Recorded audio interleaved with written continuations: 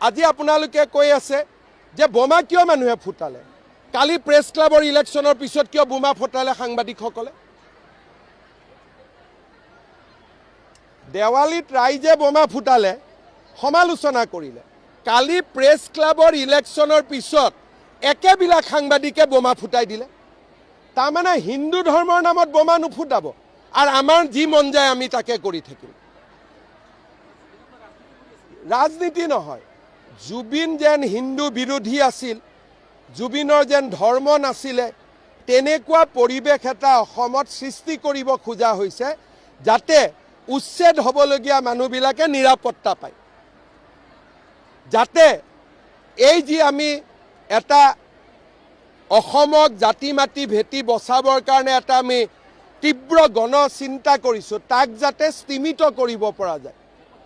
নেপথ্যত বাওঁপন্থীসকল, অখিল গগৈ এইবিলাকে আছে, কংগ্ৰেছ।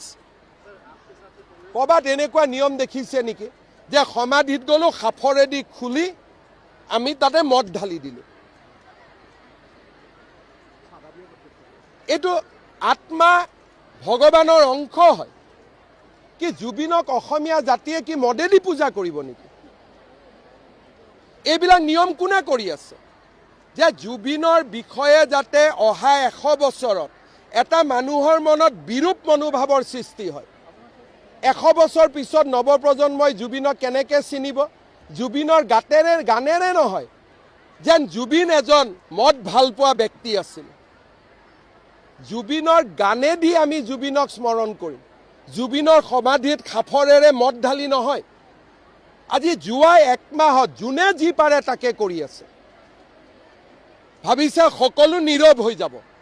আমাৰ নীৰৱতা এমাহৰ নীৰৱতা আছিলে, এতিয়া ঢালকচোন কোনোবাই অহাকালিৰ পৰা। মই জুবিনক কেতিয়াও মদৰ লগত পৰিচিত ব্যক্তি বুলি জানিব নিদিওঁ। জুবিনক মই মায়াবিনী, হুৰ হুৰ হুৰাই দিয়া গানেৰে সমৃদ্ধ এজন জাতীয় বীৰ হিচাপে জানাৰ বাবে আমি কাম কৰিম।